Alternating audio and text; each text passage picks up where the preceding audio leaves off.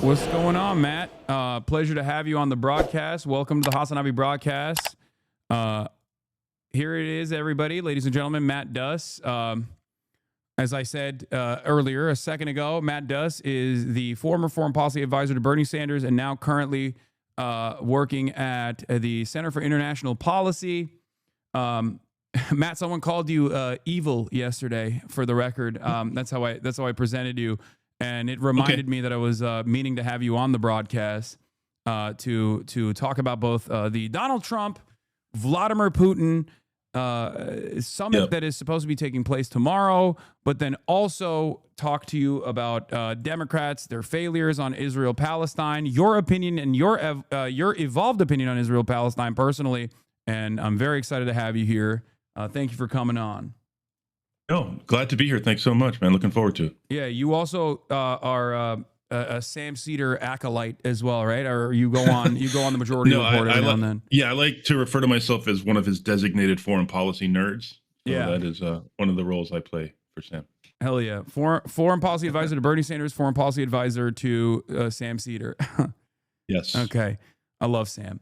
All right. Well, Matt, we are actually currently talking about Pete Buttigieg's horrible response, or very Pete Buttigieg style response, if you will, to the question that came from the Podjohns on a podcast where they asked him, like, what do you think about Israel Palestine? Like, what do you think about what's going on? And he gave this incredibly wishy-washy answer. Let's take a look real quick. Let's take a look. More than half of Senate Democrats just voted to oppose the sale of over $500 million worth of U.S. bombs and guns to Israel. Would you have voted to oppose sending those weapons? I think we need to insist that if American taxpayer funding is going to weaponry that is going to Israel, that is not going to things that shock the conscience. And look, we as opposed to weapons that don't shock the conscience. Yeah, I love upholding the law. No, I love weaponry that doesn't shock the conscience, like when it's, specifically not baby melting weaponry. I mean, that's all weapons. That's what weapons are. Anyway, sorry. We see images every day that shock the conscience. So much of this is complicated, but what's not complicated is that if a child is starving because of a choice made by a government, that is unconscionable. And I think especially including voices who care about Israel, who believe in Israel's right to exist, who have stood with Israel in response to the unbelievable cruelty and terrorism of October 7th. I think there's a reason why so many of those voices are speaking up now too, because this is not just something that is on its face and in itself a moral catastrophe. It is also a catastrophe for Israel for the long run. How do you think the next administration? So, Matt, you had until recently a different opinion, I think, right? If I'm not mistaken. I mean, you've been very progressive. You are a lot more progressive than the average person in American politics in terms of your analysis on Israel. But like, there have been some instances, I feel like, where I think we have a disagreement ultimately on like Zionism in general, probably a reasonable disagreement. But overall, if you don't mind elaborating on your position for the people that might not know, like what your take is on what is currently going on in Israel and Palestine, and then we'll talk about Pete as well.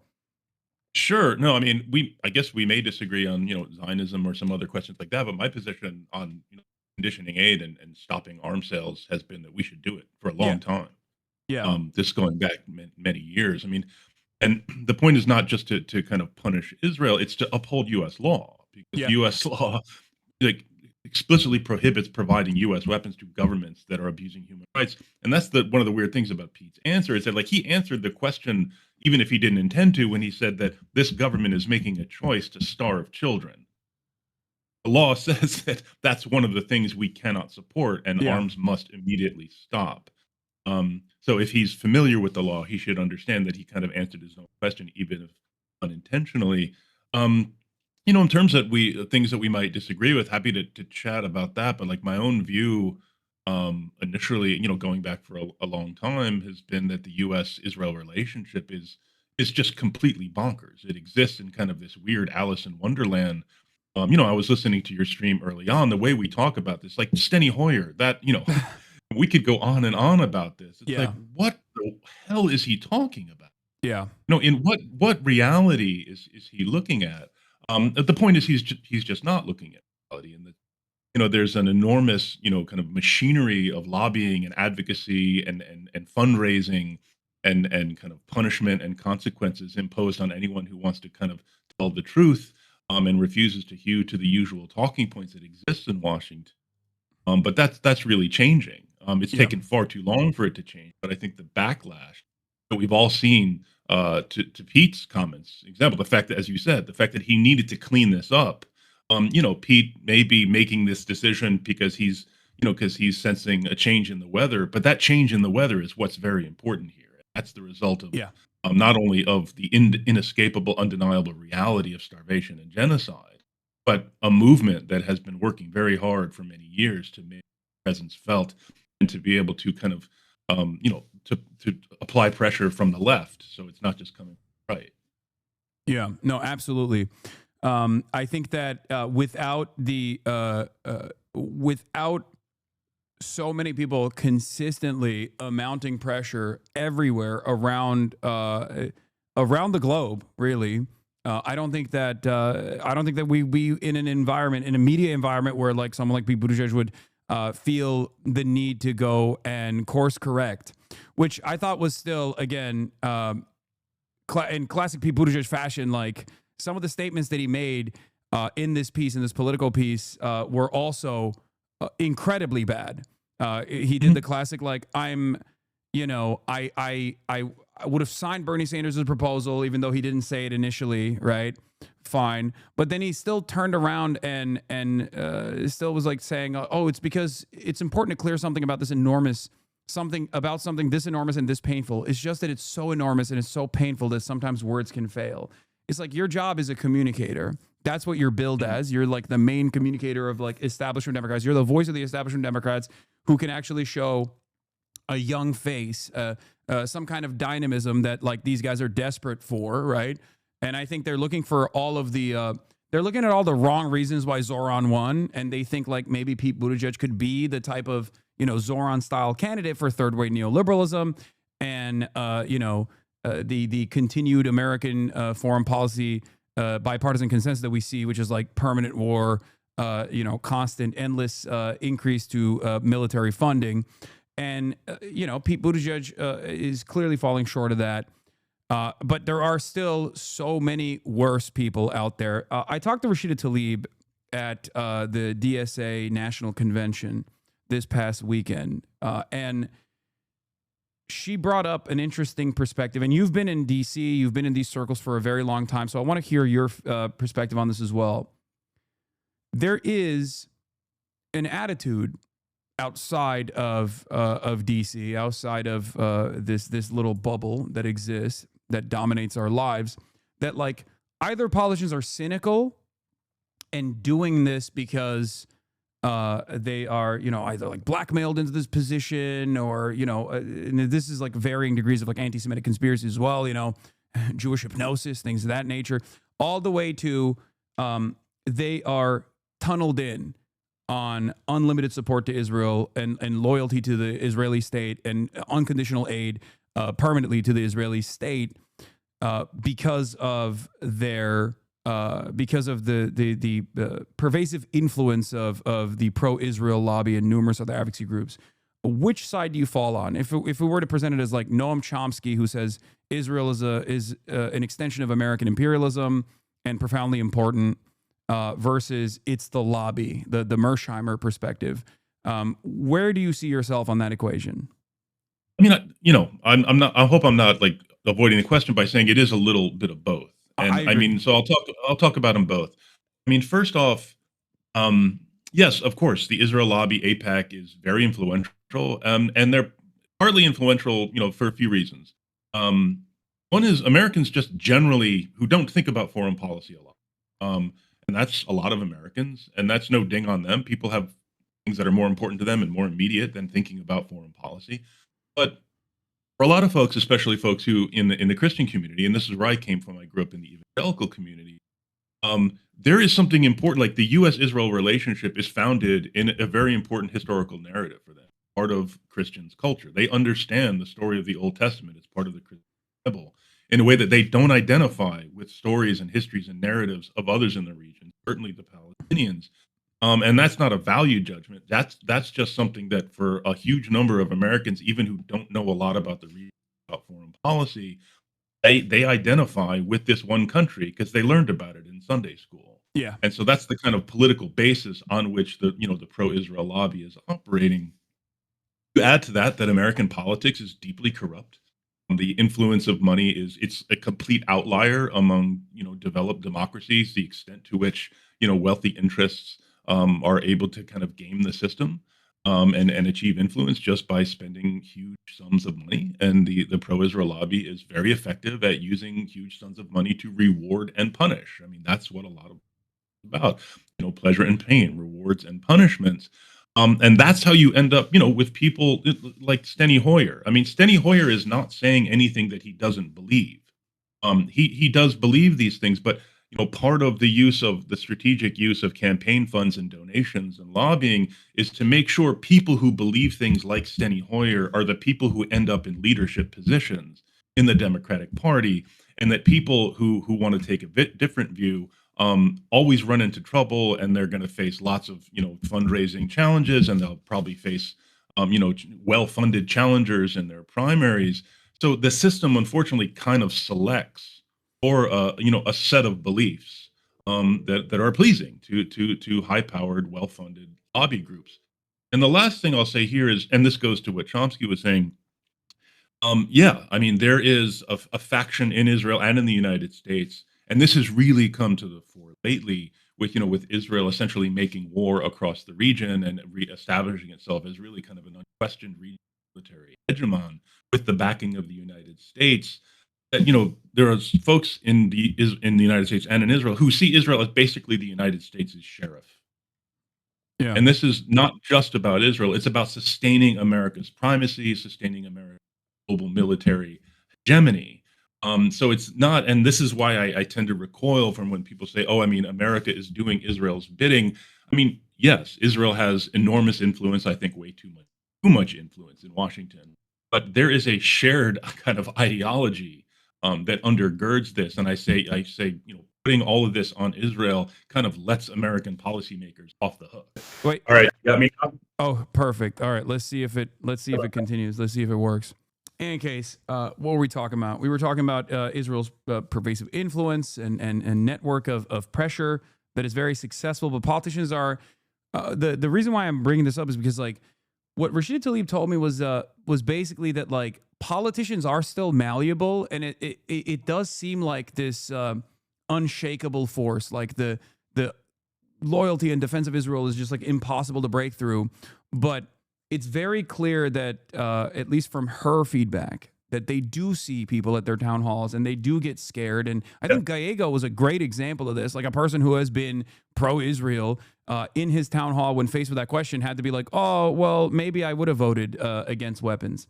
There's also the other side of this where people talk about like the distinction between defensive weapons and offensive weapons. I wanted to hear your perspective on that. Sure. Well, first, in regard to what Congresswoman Tlaib said, I mean, she's right. It is so important for members to kind of hear from constituents and to get grief and to get complaints. I mean, that's what I was saying earlier. That for the longest time, they've only ever felt like they had to fear pressure from their right. They've only been looking over their right shoulder when this question comes up, and it's because of a lot of work by a lot of people, activists and others, who that they understand like they need to check their left shoulder as well. And that Politico article that you quoted from, where Pete went to kind of clean up the mess. I mean, it's saying, this is going to be a litmus test going into 2028. And I think we saw from Mamdani's campaign something really important. There's a good reason why it's a litmus test, because it signals to people that you're not full of crap on a whole range of other issues. You can offer, a really fantastic platform, a whole set of great ideas. But if your answer to a question about Gaza is that Israel has the right to defend itself, you're basically telling people that I'm full of crap and I'll probably fold on all that other great stuff too. So it's a litmus test, I think, for a couple of really good reasons. So what was, I'm sorry, what was the second part of your question there? The second part of my question was the distinction being made in some circles, at least, like between offensive and defensive weapons. Do you feel like this is a distinction without a difference? I mean, I understand just you don't want to be. I mean, it's important to allow countries to defend themselves, to defend their civilians. We talk about that a lot with regard to Israel. It's a fair question. I think it's a very important question. Why do we never ask that of the Palestinians? Israel has a right to defend itself. Do the Palestinians have a right to defend themselves? I say yes. I think, yeah, absolutely. I think they absolutely do. I mean, they not only have a right to defend themselves, they have a right to resist occupation, as any people do. No, it's both legal and moral, for sure. That's right. They should do so within the bounds of international law, with the treatment of civilians and non-combatants, just as Israel should. But anyone should be able to answer unequivocally yes, that the Palestinians have a right to defend themselves. Now, going to this question of defensive versus offensive, I understand that Congresswoman, AOC got some grief for her vote and then for her explanation, and I understand people's concerns about that. My kind of question here is like, was it worth spending that much bandwidth on this amendment that was not going to pass at all? I don't think so. She ended up voting against the entire bill anyway. That was the right vote. And I think where people should focus. Well, see, I agree with you. And I think the concern that I have isn't like, oh, AOCIA or whatever the fuck people say all the time in online circles. The concern I have is, and I think you'll agree with me on this, that there is a void in discourse right now with the way that the Democratic base feels. It's a 92-8 issue at this stage, right? And that void is being experienced in every facets of American politics. Like independents are overwhelmingly seeing Israel in a disfavorable way. Even Republicans by majority, regardless of their loyalty to Donald Trump, have had issues with Israel in ways that we've never seen in American politics before. So when the overwhelming public sentiment is, as I like to jokingly say, fuck Israel o'clock, and the Democrats are completely unable to ride that wave, even on a partisan, even with a cynical, cold, calculated partisan analysis. I fear that void will be taken over by grifters and maybe even anti-Semitic people. And the Democrats are actually dropping the ball both politically and also on the policy front on this issue once again. I think AOC should be the person that is pushing for amendments like that. Do you disagree? I don't know if that amendment is the one to fight on. I think there are a lot of great things that she's pushed, and she will. We're moving into the NDAA, this big defense authorization bill. I'm really interested to see what she's going to be offering there. I don't know if that one bill that Marjorie Taylor Greene offered was the kind of hill to fight on. I understand what people have concerned about it. I think there are smarter places to fight, but I would also say, people should understand, and I think most people do, that she's been one of the great champs on this. And I think it's fair to have disagreements and to question some of the choices she makes, but I also think it's important to keep that in mind. I mean, she has done enormous work. Oh, for sure. She called it a genocide way before many people did in Congress. Right. And that should be recognized, and I definitely do recognize that, which is why I always think like it's inconsistent, even in the simplest terms. If you're like saying that this country is committing a genocide, but then you're also saying like, but we have to keep giving it weapons to allow itself to continue behaving in this belligerent way. Because that's my main point on this, is that like everyone, including Israeli society and Israeli officials, knows that without America's unlimited support in Israel's offensive capabilities and its defensive capabilities since October 7, 70% of all munitions that Israel has used has come from the United States of America, both on the defensive side and on the offensive side. We've moved our Navy around Israel's enemies and around Israel's allies as well, in an effort to defend Israel whenever there's retaliation from countries or militancy groups that have the capacity to resist against Israel or to fight back. And in that process, like, I think we're giving Israel bandwidth to continue behaving in this belligerent way, and defensive weapons, I think, play a formative role in this. Yeah, I get that. I mean, and also, I get that, money is fungible, and money they are getting for, quote unquote defensive weapons is money that they don't have to, that they can then spend on offensive weapons. So, I get those arguments. Yeah. I guess what I would say is that it's fine to disagree with the vote and disagree with her explanation, but I also think in terms of, where we're focusing our energy and where activists are focusing their energy, it's rather than going after her, it's like, I want more people to be voting against the offensive weapons, Yeah. No, and the other thing that I also am finding myself consistently trying to get politicians on the Democratic side to like advocate for is that if they lead on this issue and even are unafraid to take bold and, dare I say, radical, I guess, stances on issues like this, they will immediately move the Overton window and they will immediately move the Overton window in a more positive direction.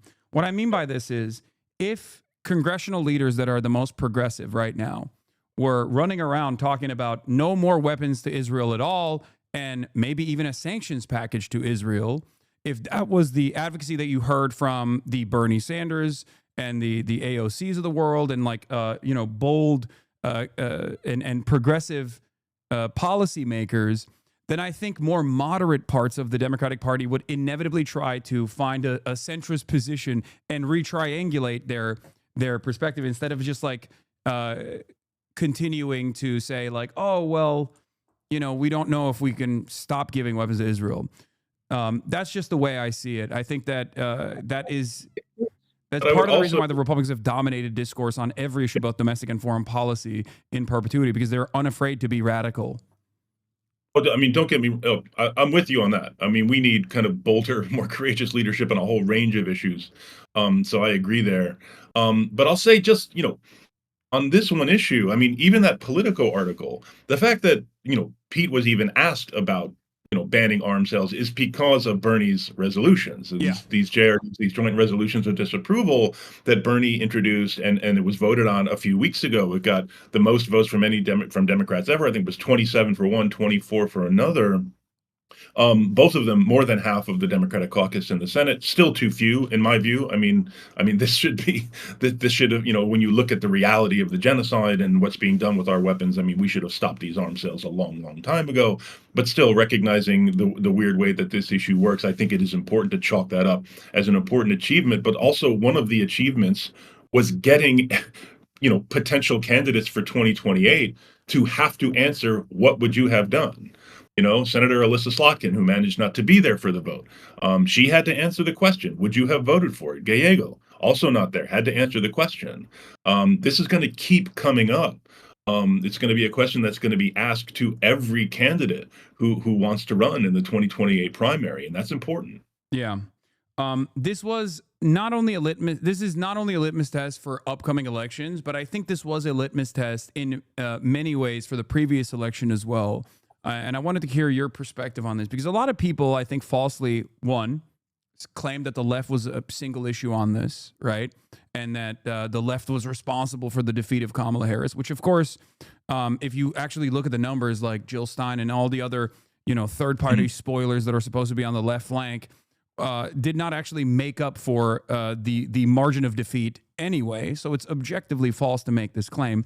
But I think that a lot of people, including those who I talked to, including the Paw Johns that I talked to before the election and the lead up, when I was like ringing the alarm bells about this issue, actively avoided it. And I think it was actually deliberately cut out of their autopsy on why the campaign failed as well, like this issue in particular, because people's attitudes about what's going on in Gaza and about what Israel is doing did not dramatically swing overnight. There were numerous polls that showed that denying weapons to Israel and forcibly implementing a ceasefire would have been a very important issue that Kamala Harris could deviate away from the Biden regime on, and yet she failed to do so. So what is your assessment on this? Yeah, and I'll just say there's been polling. I remember there's one poll that came out in 2019 by the Center for American Progress, where I used to work years and years ago. But I say that because, the Center for American Progress is a very closely party-aligned think tank, and they put out a poll that showed a majority of Democrats in 2019 supported, blocking aid, conditioning aid. So this has been a majority position among Democratic voters for more than 2 election cycles now. It's now a super majority that supports this, and for very understandable reasons. Now I don't know that I know that the Pod Save guys have actually covered Gaza and Palestine quite a bit. I do want to recognize that. And going back to 2019, it was actually, they hosted a series of talks at the J Street conference where Bernie came out and declared, conditioning aid. Warren came out. Buttigieg came out and declared support for it for like 2 weeks until he got some pushback. And so that's when he kind of moved off it. So going to Harris, what I'll say is this, like I said about, why it's a litmus test. I think it's impossible to say, the actual, down to the decimal point, what impact Gaza made on her loss. I think there is no question that it played a role, not just among voters for whom that is a priority issue. And, to people who criticize, the left for being, one issue on Gaza, I'm like, being one issue on a genocide, I think that's a fairly decent thing to be one issue about. The fact that your government is supporting a genocide in front of our eyes. But it was also said it best. He said, a party that is unwilling to stop a genocide, what makes you think they are willing to defend democracy? That's right. That's exactly right. And that's also kind of what I was getting at, is that even for people for whom Gaza and the issue of Palestinian rights is not a real priority, the fact that she couldn't give the bare minimum, that she couldn't depart from these pre-baked nonsense talking points about how too many Palestinians have died, and we're all so sad to watch this happening day after day after day, as if we weren't, completely complicit in this happening, just signaled that she wasn't for real. People are looking to be, they want to believe people. And she was not believable on this. And I think that, that signaled that she's probably not for real on a whole bunch of other things too. Yeah. No, it was a perfect issue to show the problems that was emblematic within the entire Democratic Party's inability to listen to the demands being made by their base, their own base. That they were so willing to throw them aside to say, we're not going to do anything on this. We're just going to stay the course and just feed a bunch of bullshit about how they're trying desperately to get a ceasefire deal done. When in fact, everyone who was even like a little bit aware of what was going on would either get mad because they're like, what do you mean we can't get a ceasefire done? We're America. Okay. Or they just thought, okay, well, you're feckless, like you're unable to do this, like you're weak. Or of course they knew the truth, which was this is bullshit. Which is what I want to ask you about, because I have tweeted a lot of things. I've said a lot of things about Israel and all of the militant resistance against Israel that oftentimes Zionists get very mad about. People that are doing Hasbara, people that are pro-Israel get very mad about. One of those is the notion that this conflict could end, this genocide could end at any given point with one phone call. And I wanted to hear, what your perspective is. You're a foreign policy guy, and if you think that, well, this is of course an exaggerated claim. It's not literally one phone call, but it's as close to one phone call as you can get in American politics. And it has ended with one phone call in the past with George H.W. Bush, with the continuation of the settlement projects with Ronald Reagan, with Lebanon, and also with Joe Biden in 2021 with Israel's siege on Gaza in 2021. So what's your assessment on that? Yeah, as you said, not one phone call, not one day, but as Joe Biden did in May 2021, he calls up Netanyahu and says, "We're out of runway here. We got to wrap this thing up." Um, he never did that Yeah. here. And granted, the mood of Israel, the reaction to October 7th, this was a different situation, but still, after months and months and months of this, and knowing for a fact, and let's be clear, they knew for a fact what Israel was doing. They had complete visibility onto Israel's policy, its strategy, its tactics. And this is something I bring up a lot, because I think it's important to note. I mean, the Biden administration assessed publicly that Russia was committing war crimes in Ukraine within a month of the February 2022 invasion. They could not, by the end of the Biden administration, after whatever it was, 18 months, they still could not come out with an assessment of Israel's, behavior in Gaza. I mean, that's just such bullshit. We have such absolute visibility, far greater visibility into Gaza, into Israel's tactics and what it's doing than we do into what Russia's doing. And the fact that they couldn't make an assessment, which everyone can see on their phones, literally everyone, Palestinians are reporting it. USAID itself actually USAID itself floated a report all the way up to Anthony Blinken, and he spiked it on purpose because he wanted to continue unlimited weapons to Israel. That was not the only report. I mean, I know that, there were numerous people inside USAID, inside state, and, others outside the government who were reporting this, sounding the alarm, and they constantly, Blinken and Biden, because Biden had simply decided at the beginning, we're just going to support Israel. This is his long, deeply ideologically held view, that this is how the relationship works. And I do also, my understanding is that they actually thought, because Netanyahu kept telling them, that I'm gonna downshift. We're gonna start to wrap this thing up in the next couple months. And if you believe him once, okay. But they kept on getting screwed by Netanyahu, and I don't absolve them for that, because the idea that Joe Biden, like the greatest foreign policy president of all time, was going to keep getting fooled by this grubby crook Netanyahu, I just don't buy that. Yeah, no, he was on it. He was invested in the continuation of Israel's slaughter. I think. I mean, do I think that Biden just wanted to keep supporting what Israel was doing? I don't. I think when he came out and kind of proposed that ceasefire agreement in May of 2024, he really wanted that to happen. But the fact is, he was not willing to do what was necessary to actually make it happen, which was to make that phone call, to bring that pressure, to say to Netanyahu, we are stopping support for this. We're stopping military support. We're stopping intelligence support. We're going to stop giving you diplomatic cover. You're going to face all these consequences unless you do A, B, and C. And Joe Biden was just never willing to do that. Yeah, which is why I say he wanted it to continue happening. And that's what I mean.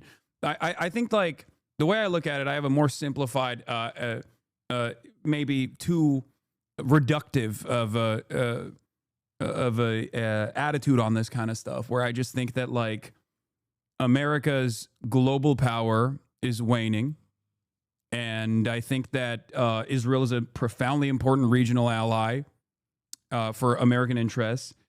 Both because of that, Israel's been able to create this like pervasive network of influence peddling and pressure campaigns that have created this environment, both by way of the media and also by way of like lobbying efforts. They've created this information environment that is utterly at odds with what is going on the ground. And they thought that they could continue this going after October 7. But of course, with social media, it was impossible to maintain a pressure campaign or keep people in the dark. But I think the American foreign policy apparatus was of two minds. You had the State Department people that saw what happened, knew exactly what Israel was going to do, and thought from a position that is pro-American imperialism, not against, not anti-American imperialism. They thought if we let Israel do this, they are going to fuck up the bag. They're going to ruin America's global standing. They're going to harm Israel's own global standing and make it a pariah state, which it has become. And therefore, it's going to make it harder for America to intervene in the events of the region. And then there were, of course, the other side that won, that said, fuck you. No, it won't. It doesn't matter. We're going to go full tilt into this final solution, this one large military incursion, ethnic cleansing, wholesale slaughter campaign so that Israel can grab as much land as it possibly can and have a stronger position of dominance in the region. And we all know which side won out. But I think that it is, albeit reductive, but like that's, I think, the actual assessment, the top-down actual assessment that took place in that situation. I might disagree with some of the terminology there, but in general, I don't. I think you're right. I mean, you had people in the White House, particularly Brett McGurk, who was the National Security Council's director for the Middle East, who basically took that latter view.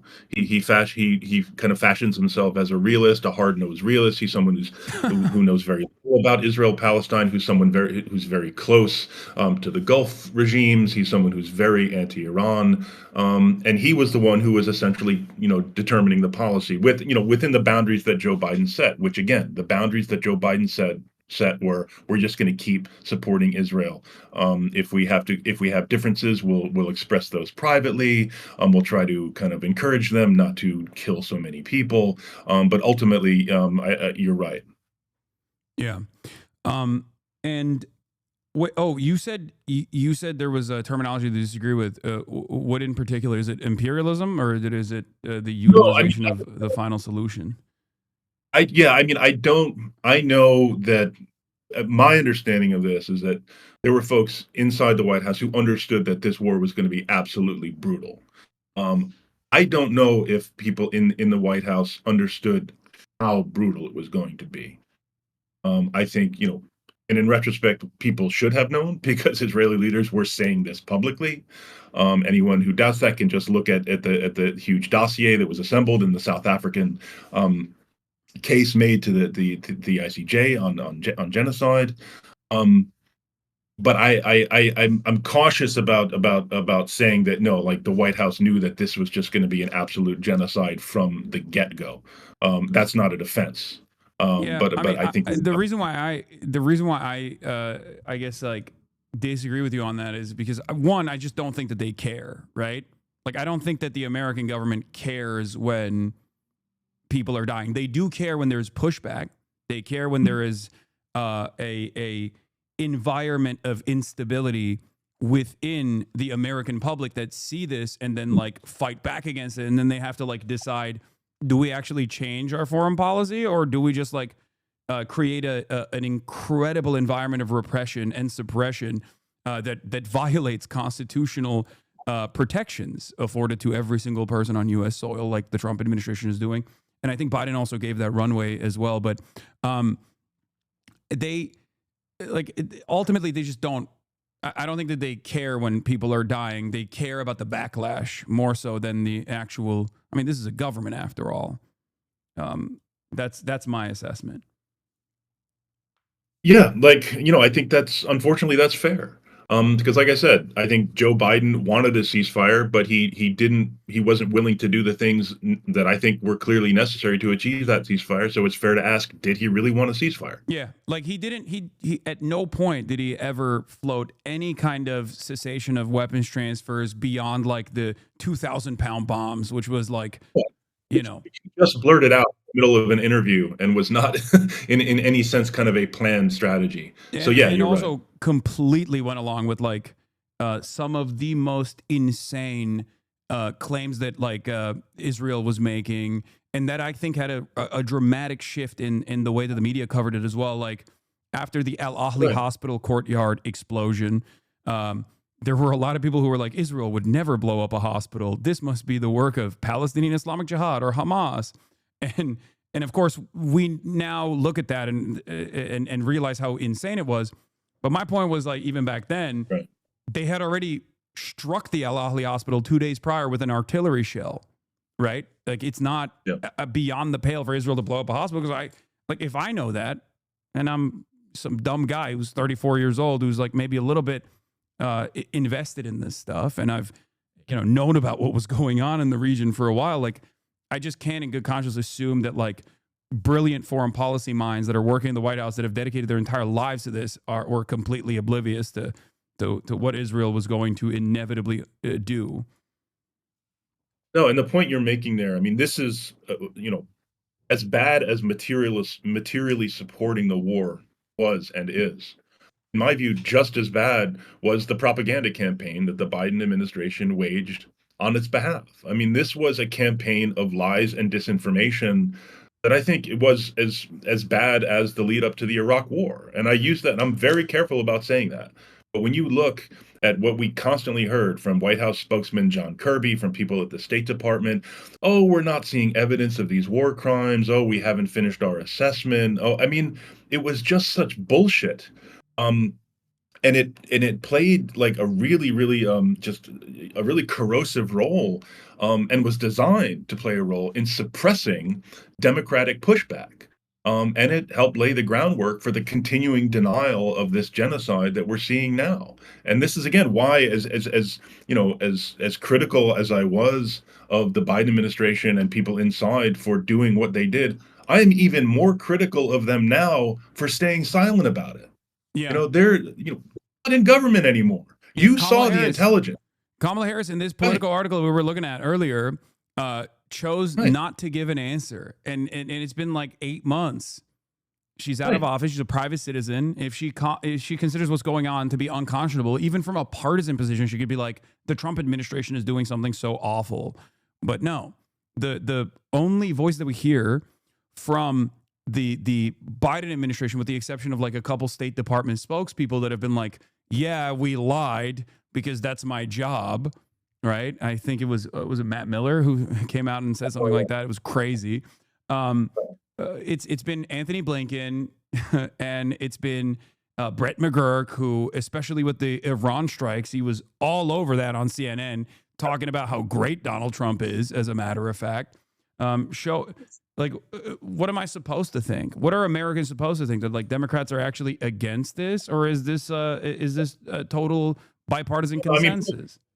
In fairness, and I don't want to. No one needs to be fair to Brett McGurk, but he's not even a Democrat. I mean, he's someone who was originally Republican and just stuck around from administration to administration. But yeah, the fact that he is now out there, having overseen not just this catastrophe, but previous catastrophes, and is now kind of making bank as a CNN contributor on top of whatever consulting gigs he's lined up. I mean, this is like the embodiment of the corrupt foreign policy establishment. There it is, right in front of us. And until we change this equation and actually find a way to impose costs instead of grant rewards to these people, we're going to have a tough time changing it. Yeah.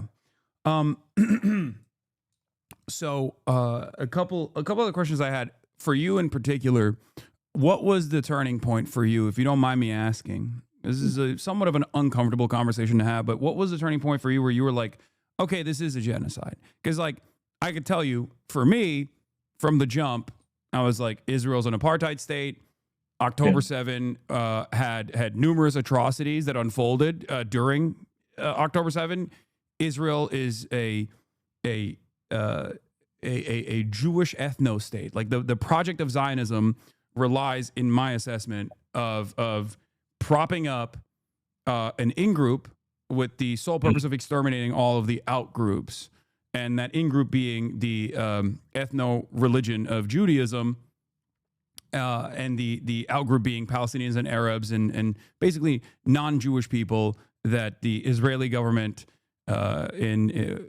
not so ironically, it calls Arabs, which includes even like Armenians, for example. Like they are under the demographic categorization of the Israeli state. They are considered and classified as Arabs if they are Christian or Muslim. Yeah, I mean, before October 7, I would have agreed certainly that Israel was an apartheid state. I don't agree that the goal of that state was the extermination of the Palestinians. I think the goal of a strong and rising faction in Israel, and it's been in control for a long time, has been the complete kind of destruction of the Palestinians as an independent political force, which is an element of genocide. Yeah. Not just the physical destruction of a people in whole or in part, but a destruction of their ability to act as a political community. And I think that has only become, much, much more explicit, along with the physical destruction of tens of thousands of people and their homes since October 7. Now, onto the question of genocide, it seemed clear pretty early on, just from the statements from Israeli government officials, on top of the absolute brutality of the war, that it seemed likely that it was going in that direction. I think a couple things that really kind of pushed me in that direction. There was a piece in the New York Review of Books by Aryeh Nair, if you know him. He was one of the founders of Human Rights Watch, himself a Holocaust survivor. That piece really basically convinced me, because that piece, what that focused on was the denial of aid, the denial of food, the use of food and humanitarian aid as a weapon, which was clearly happening. Now, there's all kinds of other things you can add on top of that, just the massive destruction, the rules of engagement that don't even deserve to be called rules of engagement because they are so permissive. You're fine. They're fine with killing dozens of civilians, men, women, and children, if you're possibly going to get one guy who kind of stood near a Hamas rally 5 years ago. I mean, absolutely absurd. But saying it publicly as far as our organization, we made that decision back, I believe it was May, when the Gaza plan was announced, the plan to reoccupy Gaza and to essentially to corral the people into an ever tightening, smaller piece of land. I think it just became undeniable at that point that this was the intention. I have total respect and understanding for people who came to that conclusion and said so publicly before that, but just organizationally, that is when we decided that term was undeniable and inappropriate.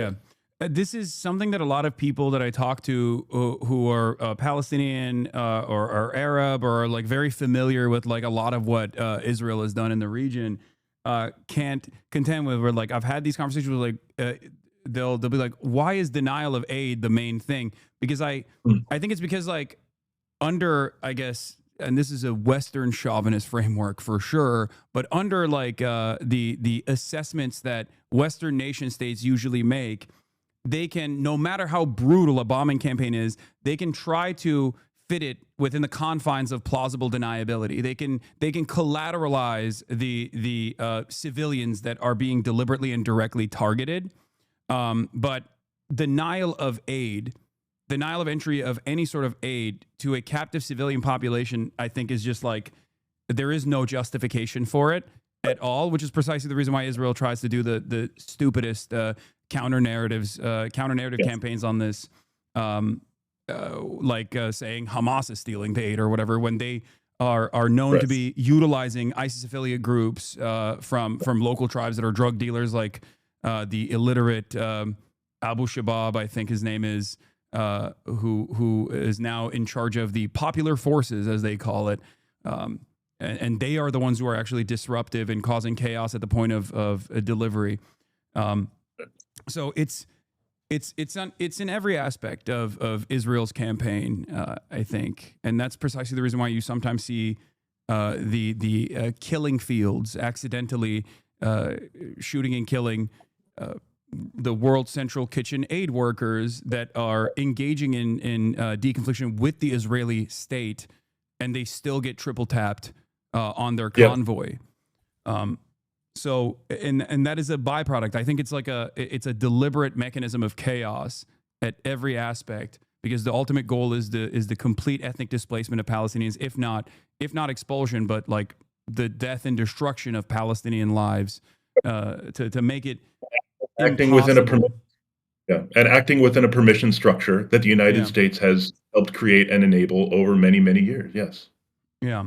So, on that front, I guess like, because I wanted to see like you're a foreign policy guy. This is what you do. I wanted to see like what are some of the disagreements that we might have, and one I think is on the issue of Zionism in general, because as I said, I see Zionism as an ethno-supremacist ideology that is built around the extermination of the indigenous population that happens to be non-Jewish, like the in-group, out-group dynamic.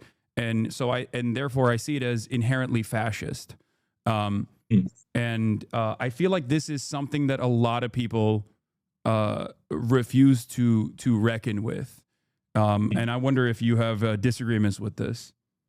I mean, I would disagree with defining all of Zionism that way. I think the actual material reality, like Zionism as it exists in the world, unfortunately, I think reflects that. And people who are Zionists, I think, need to contend with that. But I think there are other forms of Zionism. I mean, there was a pretty serious debate going in the late 1800s into the early part of the 20th century. People who classified themselves as identified as Zionists, but there were questions over, do we need our own state? Can we form a community within an existing state? There were all kinds of questions about, okay, how do we relate to the indigenous population? Is it a Jewish ethno state? What does self-determination for Jews really require? And so that's how I would tend to define Zionism broadly. Is it's just the belief that the Jews are a people, and as a people have a right to self-determination. Now, others define, well, a right to self-determination in their historic homeland of Israel in the Middle East, a right to a Jewish ethno-state. People add all kinds of different details on that. But in understanding it in its broadest terms, I understand it as I said. I mean, I know I have really close friends who identify themselves as progressive Zionists, who would share a lot of our criticisms, and who live there and do this work under considerable pressure in trying to create a society that is equal, in which Jews and Palestinians are equal under the law. Some of them support two states, some of them support one state, some of them support one kind of confederal arrangement. But I do think there are people who identify strongly as Zionists, to whom your description of kind of an a violent ethno eliminationist chauvinism doesn't really apply. Yeah, I think at the end of the day, if the impact and the ultimate reality that is unfolding is genocide in Gaza and pogroms in the West Bank, with a deliberate attempt to inevitably implement the greater Israeli state project, which Benjamin Netanyahu has even pontificated on as recently as this past week, then the way I see it is just like the old understanding of Zionism. And I always go back to Albert Einstein on this, which, he was, I guess, such a Zionist initially that he was slated to be the president of Israel, the first president of Israel. And his attitude on this was that the brigades, the initial, the early Zionist brigades that turned into the Israeli Defense Force after the development of the nation state, when he saw the atrocities that were unfolding, when he caught wind of this, he wrote letters decrying that Irgun, Lihi, and even the Haganah, these militia movements were behaving exactly like the Nazis were.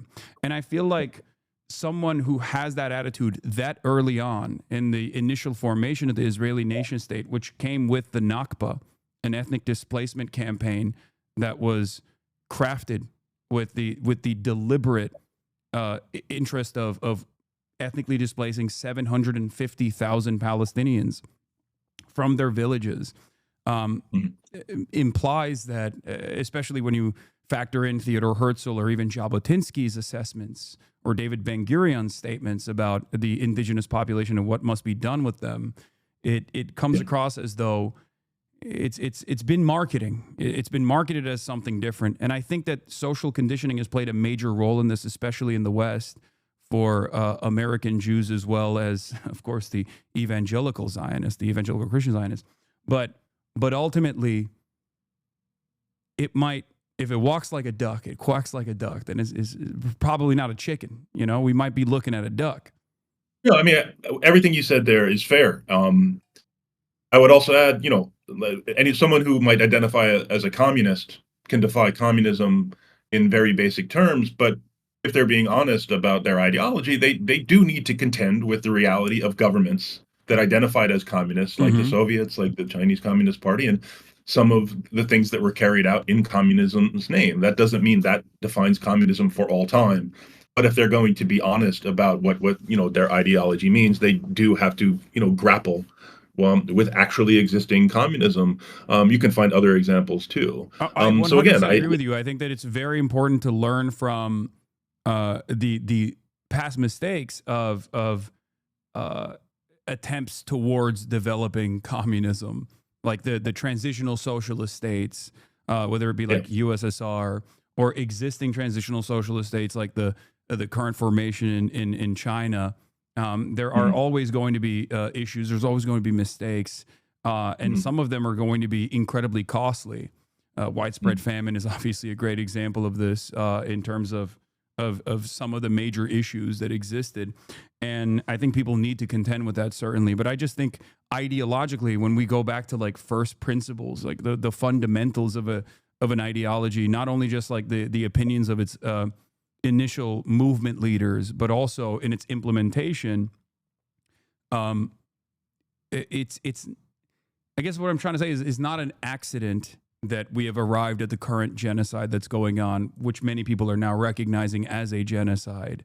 It was an inevitability. And I would go so far as to say that we're experiencing something of the sort in America as well. This is something that I saw in Israel in I think it was a 2018 Supreme Court protests that were taking place, where, you had liberal Zionists and progressive Zionists that were out in the streets and protesting against the Israeli state. And the Israeli state was using some of the mechanisms of enforcement that they routinely apply to the Palestinians on their own, their own Jewish citizens. And one thing that I saw in those protests was everyone was waving the Israeli flag, and one thing that they never wanted to contend with was the existing apartheid mechanisms, the violence of that enforcement, the notion that the IDF is actually a secular force for good. They could not contend with how this country was becoming even more right wing. And we have something similar here in America as well. Like, we leave a lot of these contradictions unaddressed, whether it be white supremacy, whether it be America's settler colonial history, and this nation's founding. And I think if left unaddressed, it is inevitable that we will have a leader like Donald Trump. And if left unaddressed, it is inevitable that Israel will have Benjamin Netanyahu as the leadership again, and his coalition will become increasingly more reactionary and increasingly more violent. That's just the way I see it, and I think that's an extension of the ideology of Zionism, and it can masquerade as like trying to find a homeland for people that have withstood tremendous amounts of oppression, historic pogroms, the Holocaust, unimaginable pain for thousands of years, but in the way that it has unfolded, it has been an incredibly violent endeavor to the indigenous population that didn't do anything to these people that came in as a part of initially a British settler colonial operation. Yeah, I hear that. I mean, I guess we'll just, I look at the history of the state of Israel, even before the founding of the state, some decisions that were made by the various waves of Zionist immigration, and decisions that were made by, foreign powers like the United States and others. And I think I can identify possibly some pivot points where things might have developed in another way. So I don't know if I'm going to agree totally that this was all pre-baked and predetermined from the beginning. But clearly there has been a tendency, a kind of variation of Zionism that has taken control and been in control for some decades now, that is clearly violent, that is clearly exclusivist, and is clearly eliminationist, as we're seeing in front of us. And again, I do think the U.S. bears some responsibility here, because the United States, more than any other country, has been the one that has kind of shielded Israel from any real consequences from decades and decades of these abuses. And I don't know if irony is the right word, but no country has done more to help really diminish and strangle the Israeli peace movement and the possibility of the emergence of a more pluralistic and equal, vision of the Zionist state of Israel than the United States, by shielding it from those consequences. And people like Joe Biden, whom says, there should be no daylight between the U.S. and Israel. That kind of approach has been wind at the back of the settler movement. That has been wind at the back of the extremists who are now, perpetrating this genocide. Yeah. Okay. Let's switch gears a little bit, and let's talk about Ukraine. And by the way, at any point, if you have you need to pull out, because I've already taken up a lot of your time today, you're a busy guy, you can let me know and we can end it. But what's up? Let's talk Ukraine. Okay. So Ukraine. Some people like Tim Pool have called it the enemy of the United States. I do not have this mindset, of course. I feel like it's been a litany of policy, a string of policy failures overall. And I do think that there were exit ramps, but I fear that it's an unsalvageable situation that the Trump administration is making even worse than the Biden administration. What do you think is going to happen at these summits by your estimation? Yeah, I mean, I honestly don't really know because I mean, this summit is, let's just say Donald Trump is not a traditional foreign policy leader, to put it lightly. I mean, a summit of this kind, you would have seen at least some real work being done at the lower level by kind of lower level diplomats from both sides to kind of hammer out an agenda and a set of kind of key, discussion points and a general expectation of what you're going to try to get out of it. Whereas Trump is just kind of charging in and saying, I want to end the war. I want to get a ceasefire. And if Putin doesn't agree to it, then, basically something bad will happen. And I'll also say, like, I don't necessarily see that as, a criticism. I mean, I think there's sometimes good reason to do non-traditional foreign policy. Like when Trump with Kim Jong-un, the North Korean leader, back in I think it was 2018, a lot of people criticized. I loved it. Bernie was one of the people who didn't. Yeah. It was like, we should be talking. We should be talking to our adversaries. Diplomacy is good. The question is what you get out of it. Yeah. And I think that's the question to have here. What is Trump hoping to get out of it? Clearly, he came into office saying, "Oh, it'll be easy to get peace in Ukraine. This will take me 24 hours. I'll go in. I'll kind of push the Ukrainians to make an agreement. I have a good relationship with Putin." He found out it's a bit more complicated than that. Even though I really didn't enjoy watching the kind of brutal treatment of Zelensky in the Oval Office, the kind of upshot of Trump really, strong arming the Ukrainians into agreeing to ceasefire talks is that he's revealed once again that Zelensky isn't the problem.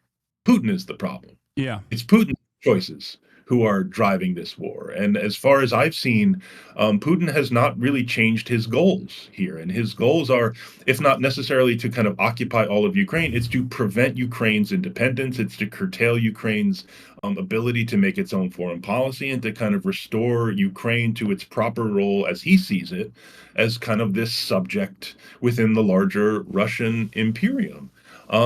And if that continues to be his goal, it's hard for me to see what kind of workable agreement could come out of this meeting.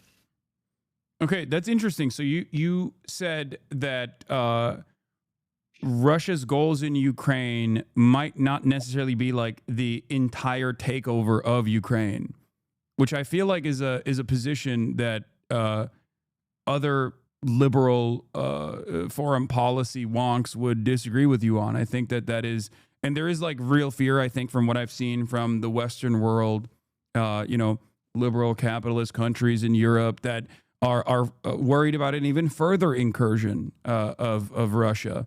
Like this is a real fear. Whether Russia has the capabilities to do so does not even matter in this equation, even though I feel like that calculation is obvious. They recognize that Russia does not have the capability to do this. Otherwise, Finland and Sweden would not have voided their handshake neutrality agreement and joined NATO.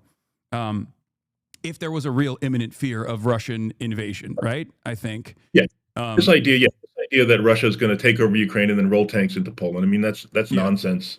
I think the concern, the real concern, I think, is that if Russia is able to, achieve its goals in Ukraine, that creates a basis for it to, just spread its influence, its troublemaking, making its presence felt, so to speak, across Europe in a much stronger way. I think that's a legit concern. And that's why we need to kind of figure out some kind of modus vivendi with Russia. I think there were some bad choices made. On the whole, and this is where I've had, an ongoing discussion and debate with some of my brothers and sisters on the left. I think all things considered, Joe Biden handled this fairly well. I think he clearly didn't want this conflict. If you go back to 2021, I think it was June 2021, he actually had a summit with Putin. I mean, his goal for Russia was like, I want to park the Russia relationship over here. We're not going to be friends with Putin, but at least let's have some stability and clarity in the relationship. Because the Biden administration wanted to focus on China. Strategic competition with China was kind of like the kind of the obsession. It's a kind of an obsession. Washington generally, but Biden definitely reflected. I would say started by Barack Obama, by the way. One thing that a lot of people, I think, fail to consider is that even when Donald Trump came into office initially, people were worried that he was going to dismantle NATO. I wasn't worried. I obviously am, I will say, I am anti-NATO for historical reasons. But the idea, the thing that they pointed to was Donald Trump's demands that NATO allies are supposed to give back more of a higher percentage of their GDP to their own defense, buy more American weapons, right? With a higher percentage of their GDP. That was actually an Obama era provision. Yeah. And Donald Trump was continuing and actually forcing the NATO partners to do that. And clearly it was such a good idea from the foreign policy uniparty mentality that Joe Biden never reversed that decision. He continued along with it as well. And I think now it's gotten to a point where Donald Trump is now demanding even more. They're talking about 5% of these countries' GDPs being spent on American weapons manufacturing. And the European partners are calling him daddy and just saying, sure, we'll do that. Yeah, I mean, I think obviously, U.S. defense contractors and a lot of people in the U.S. government would prefer that money be spent on U.S. weapons. But the basic demand that Obama kind of elevated was just spend the 2%, however you spend it. Yes, as an American president, I would prefer you spend a lot of this on American weapons. But the key concern was, these countries need to be spending the agreed upon amount so that they're not over reliant on the United States. It really does get back to when Donald Trump says we're being ripped off. The reason that got traction is because this is a longstanding concern amongst the American public. They feel like our European allies are kind of free riding on money and security that the United States provides. So I mean, you're right to bring up the fact that Obama really pressed this originally. Yeah. And speaking of Obama, so I'm once again going to go back to Mersheimer on this issue as well. He's Mr. Realpolitik. He's a big China hawk. Obviously, I have many disagreements with him on that front. But in terms of his analysis on the relationship between the United States of America and Russia, especially as it pertains to Ukraine, I think when he identifies Ukraine as a proxy, a Western proxy, but specifically a proxy for American interests, I happen to agree with him on this. Like the interventions that have happened in Ukraine in terms of like civil society organizations and things like that is a mechanism of the American State Department. And this level of involvement starts with this like holistic, let's make Ukraine more progressive, or let's make this, insert whatever country you want to, more progressive. But then it's like, it turns into a way to utilize and maybe even kind of rip apart the sovereignty or whatever sovereignty that these countries might have, not just Ukraine, but every other country, at the behest of America's foreign policy interests, which would be to undermine Russia's attempts of violating Ukrainian sovereignty and bringing Ukraine into its sphere of influence. Would you disagree with that assessment? I would disagree that, with treating Ukraine as just a proxy for the United States or for NATO. I think the Ukrainians themselves have wanted to get independence from Russia. I mean, this is a longstanding, again, just speaking as a Ukrainian myself, this is something I was raised with as well. I mean, when Russians refer to Ukrainians as our little brothers, every Ukrainian knows what that actually means. It's not a compliment. But there has been many efforts going back even before the Soviet Union to achieve Ukrainian independence, with the understanding that there are going to be strong relations between Russia and Ukraine. A lot of Ukrainians are Russian speakers first. I mean, there's obviously family relationships. There's culturally a lot that's shared, but the stuff that USAID is doing, like supporting democracy efforts, supporting civil society efforts. I mean, yes, there's an element of that where the United States obviously is looking to achieve its interests. He wants to Yeah. bring countries closer to it and farther away from its adversaries. I would not just interpret that as all of this was kind of like this coherent effort just to kind of weaken Russia. I think the Ukrainians themselves have and had and still have a strong desire to set up an independent sovereign democracy. And again, that's why I've been supportive of efforts to help them defend themselves. I mean, I want this war to end. The Ukrainians want this war to end more than anyone. But I think referring to Ukraine as a proxy for the United States, really denies the Ukrainians agency in a way that I just don't think is right.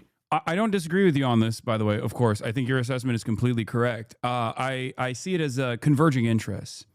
Ukrainians have always, in their national history, and you know this a lot better than I do, given your personal background, have always have always made their national project to be outside of the sphere of Russian influence, outside of the to have complete sovereignty. So that part I understand, and maybe along the way historically there have been some not so great attempts to do so by some Ukrainians, while the overwhelming majority of Ukrainians were busy, liberating the concentration camps. So, and it happens. I mean, the IRA also, an institution that I am wholeheartedly in favor of, may or may not have in the same time frame thought that they could have allegiances with someone who is an enemy to the British Empire. I won't say who, but both the Ukrainian groups and the IRA had found themselves in the throes of a dark allegiance, let's say. So I understand, of course, the IRA did not participate in some of the initiatives that the Ukrainian collaborators did initially. So obviously it's not to the same degree, this allegiance. But the point I'm trying to make is that, well, this is converging interest. Like, it's the same as a lot of the former Soviet bloc Eastern European countries that wanted protection and wanted to be rid of any sort of outside influence they were getting from Moscow. Having said that, I think ultimately it almost comes down to the same things that I've said before, which is America was on the right side of this conflict. Ukraine was invaded by a much larger, irredentist regional power, Russia, unjustifiably. But America was on the right side, but it was for the wrong reasons, if that makes sense. Like, I don't think that America's ambitions, I don't think any country's ambitions are moral or immoral. I think they choose to push and pull in a direction that favors their overarching foreign policy goals. And I think a part of that, and I guess the question I'm going to ask here is, because of being on the right side, but still ultimately for the wrong reasons, and you might disagree with me on that, and we can talk about that too. Do you feel like there were exit ramps where there could have been more leverage for Ukraine that could have been entertained more? And I think you know exactly what I'm talking about, the Antalya 15-point program that was put forth after the initial pushback by Ukrainian forces and an abject failure of the fake Russian military operation, special military operation that failed to take over Kyiv in a matter of weeks, as the initial assessment looked like. Yeah, I mean, there was a couple things in there. One is to answer your second question first. I see there, I'm not convinced that any of these agreements, the Istanbul Agreement or any of these, subsequent agreements, I think they were worth exploring. I think some of them were explored. Could they have been explored more? Yes. But again, at no point along the way have I seen any real evidence that Putin has ultimately changed his goals. I mean, he has stated them pretty clearly, whether or not it's the physical occupation and control of all of Ukraine's territory. It's, creating a Ukrainian government that is subservient to Moscow.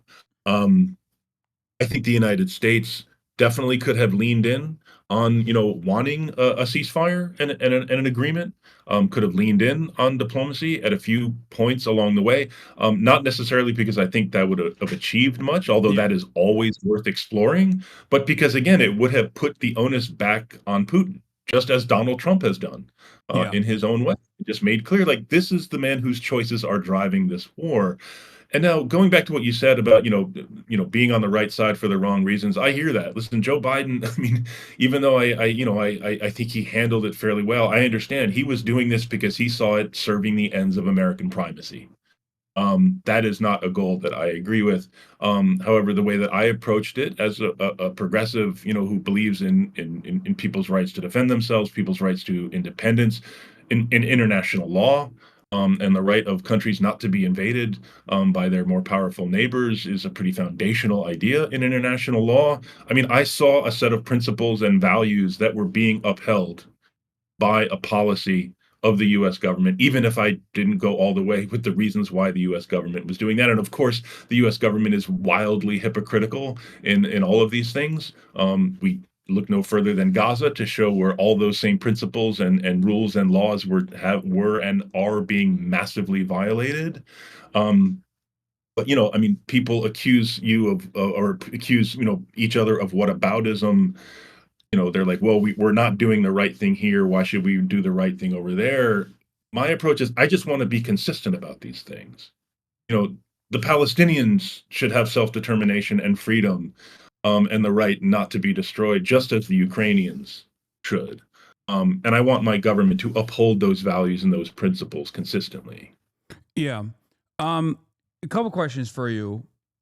I have routinely stated since the invasion that this was also a massive blunder for Vladimir Putin as well. Even though he has obviously been able to successfully gear the entirety of the Russian economy into a war economy and has been able to withstand a lot of the sanctions regime that was immediately implemented. Obviously, there's a lot of secondary markets that Russian energy can still reach Europe through, like India being one of those prime examples. And for me, even if I were to take the security concerns that Vladimir Putin might have had about bringing Ukraine, which is right next to, very close to Moscow, in proximity, as opposed to many of these other countries, like NATO encroachment. If that was a valid concern, a valid security concern, I think the most successful way to avoid that would be to continue trade dominance and to continue engaging by way of energy trade, like European allies, and make yourself irreplaceable in a way that is not dissimilar to what China has been able to do. A less of an interest in direct intervention, but intervening in the affairs of other countries to create a security window for yourself by making sure that the bigger partners involved are still completely they're beholden to the energy partnership or the trade that you have with Russia. Yeah. I think not doing that and then militarily invading Ukraine was a major mistake that actually emboldened NATO, and that's the reason why you saw Finland and Sweden join NATO as well, especially because it was also a failure in terms of a military invasion as well, which showed that Russia was wholly incapable of being a serious threat beyond the obvious nuclear threat. And that I think, the explosion of Nord Stream as well, obviously. So there are numerous other failures here, but as it stands now, it feels like from what I have seen on the battle lines, the Russian positions hardening on eastern Ukraine, and they're making more territorial gains as well right now as we speak in the lead up to this summit. It feels like Russia sees this as having the upper hand, and I think that everything that I've read, as far as the problems that the Ukrainian defense has, means that there is this impossible problem that Ukraine has in terms of manpower, and I don't know if there's any reasonable way to make up for that shortage? Because it's not necessarily like having the most the best technology or the best like defensive or offensive weapons, or even like limiting Ukraine's like targeting capabilities of like hitting inside of Russian territory. Perhaps it could have been helpful early on, but it seems like at this stage it doesn't matter. Do you agree with that assessment, or do you feel like there's an alternative vision here that I'm not seeing? Well, I think we're in a situation right now. I mean, first of all, going back, agreeing with you that this was initially a huge blunder and an embarrassment, um, and also it's put Russia in a relationship with China, which I guess I won't call a vassal relationship, but a really subservient relationship with China. Yeah. That's really not something that I think Putin wanted. But he has shown the ability to reconstitute it, his military force to recruit. To strengthen over the past years with Chinese help, with Iranian help, with others' help. That is impressive. There's no other way about it. And time is on Russia's side now.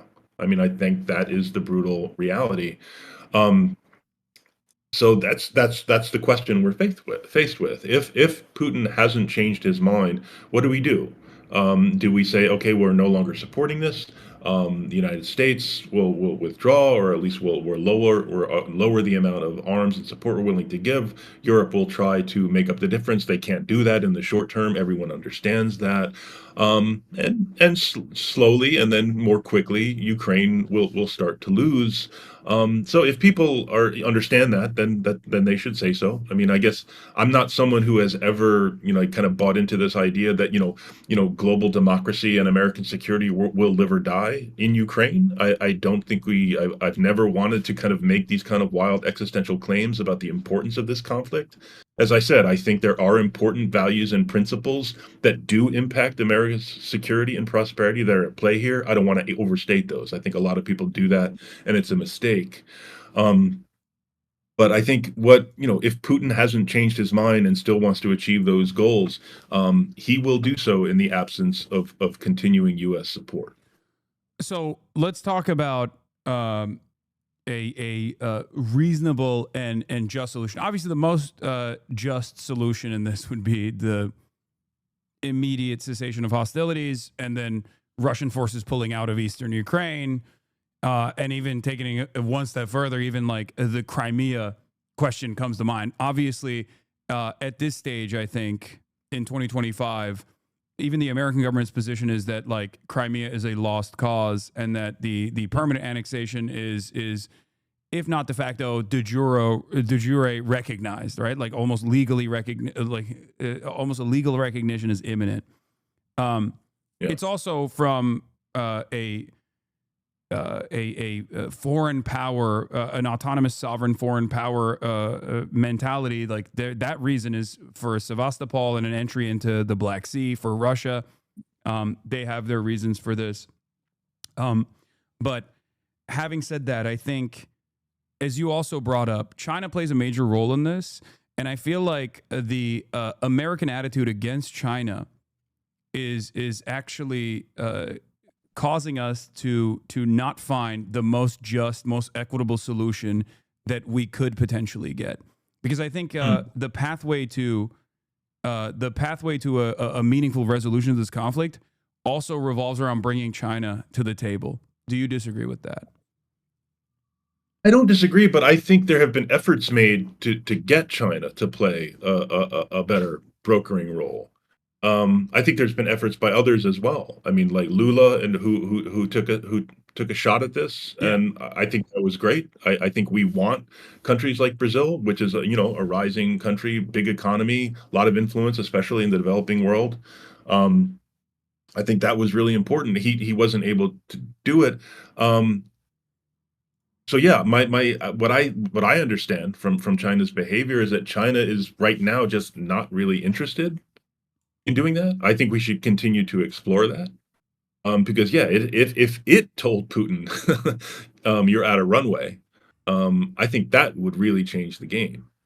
But as far as I can see, they have not made that decision yet. So the reason you brought up the China Brazil proposal, right? That's what you were referencing, because they had a joint statement on the Ukraine crisis that was delivered on May 13th. But even before then, in May 13th, 2025, but even before then, they had a joint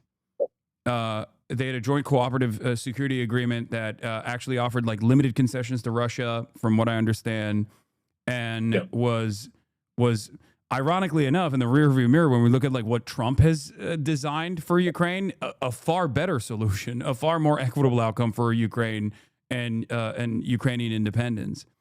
I guess the question that I have always is like, you say that China has no interest in this or has no investment in this, and I think you could even say that about Israel as well. China is a very significant trade partner to Israel. It could literally take action, almost single-handedly take action against Israel if it truly wanted to, beyond stern warnings and sternly worded letters against Israel's position.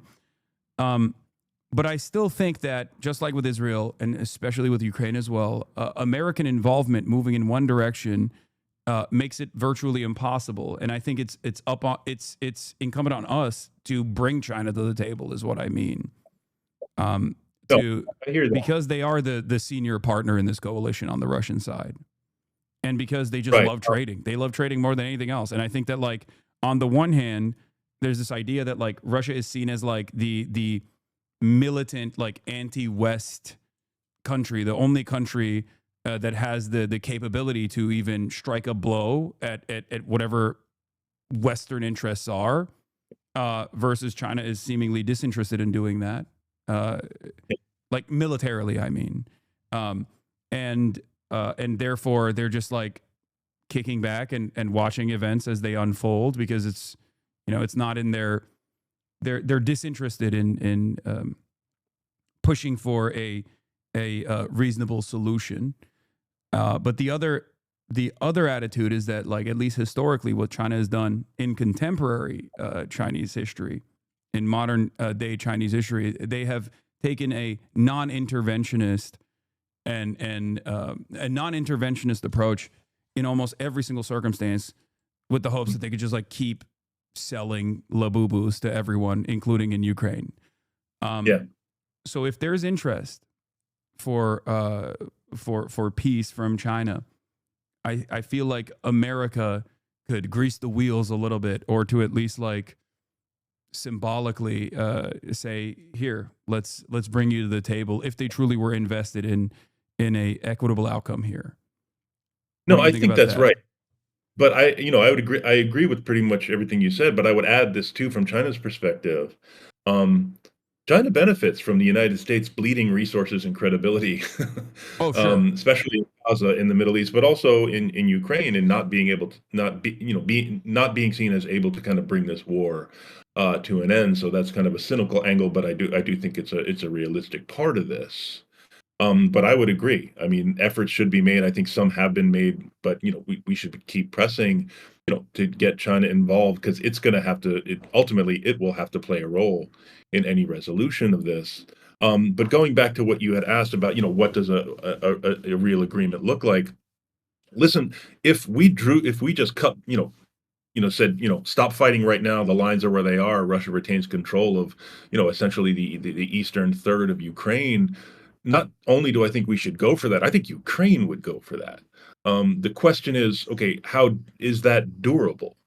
And what guarantees exist, what mechanisms exist to ensure that this is not just a pause while Russia kind of gets its shit back together and prepares for the next round of possibly even worse fighting, but just say, okay, this war is now over.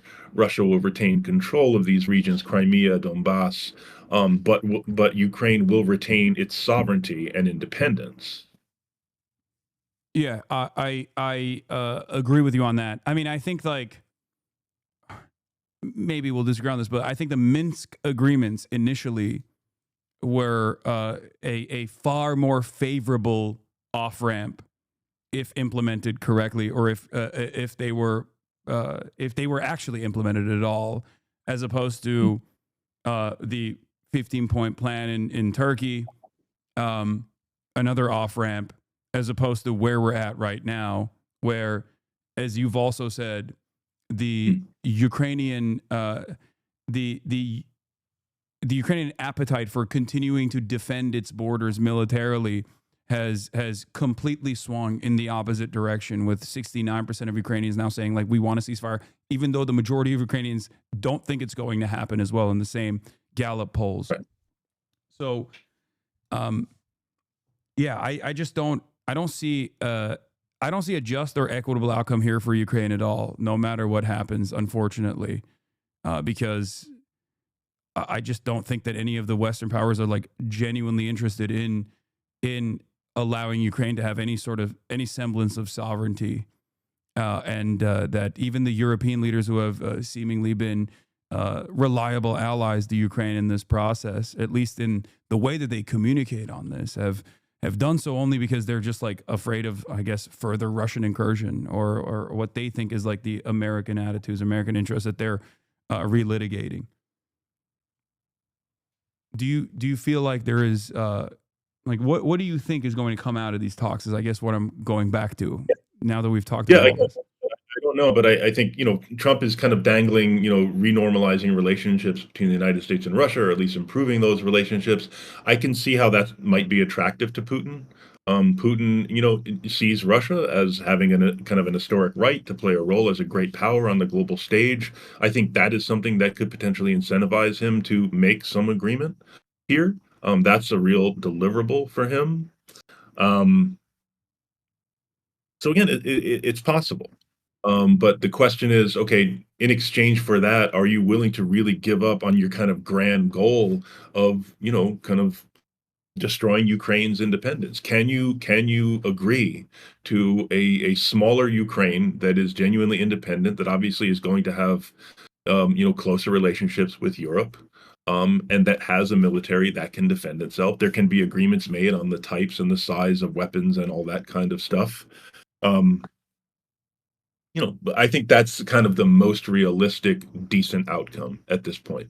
But I'm kind of skeptical that we'll see it in the next couple of days, although maybe the groundwork could start to be laid for those, talks to progress.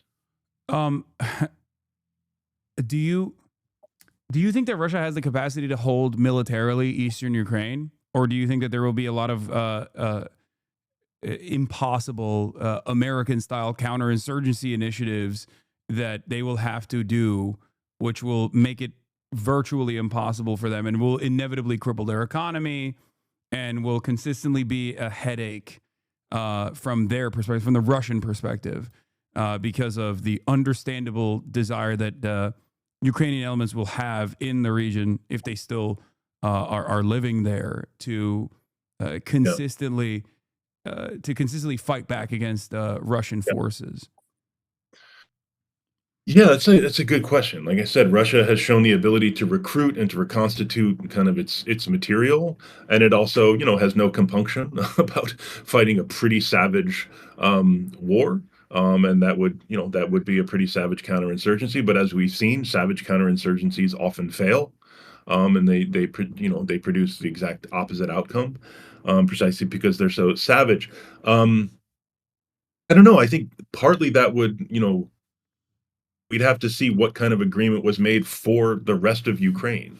If there's the possibility, people picking up and leaving, the homes and communities that they've lived in for generations, for the other part of Ukraine, if they want to stay Ukrainian, is not the best outcome. Forcing people to leave either voluntarily or not is always pretty brutal.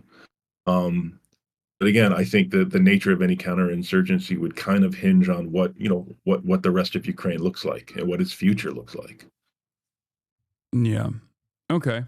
Well, last question for you. You said some stuff about communism and specifically about China. I wanted to hear you, because I'm unfamiliar with your position on China, and we might be somewhat at odds on this. But I wanted to see what you currently think about modern China. Is it a danger? Is it going to be a more moderating force as a hegemonic power in the future? Is it already there? What do you think? Yeah, I mean, it's clearly, a major power. It's the closest, competitor to the United States. My view is that strategic competition leads one place, and that's to conflict. I think adopting strategic competition as the lens through which we approach the relationship and we approach all of foreign policy is a huge mistake, and I'm against it. And two of my colleagues at CIP, Mike Brennis and Van Jackson, wrote a book earlier this year called The Rivalry Peril, which I highly recommend, which is a book length argument for why strategic competition is the wrong approach and offers a better approach, which basically recognizes that, listen, we need to find a way to coexist with China. Um, we have a lot of shared interests. We certainly face a lot of shared challenges, whether it's climate, pandemics, run down the list that the United States and China absolutely have to try to find a way to work together on. There's just no way around it. It'll be frustrating. It'll often fail, but we have to keep trying to do it because we're both major powers in the world.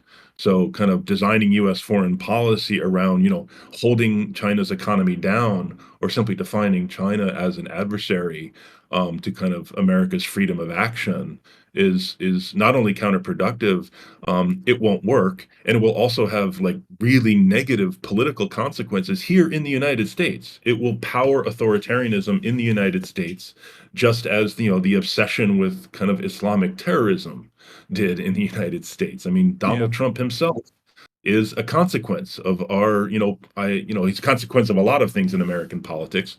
But one of the things was, America's global war on terror. He is part of that blowback. Yeah, absolutely. Do we agree?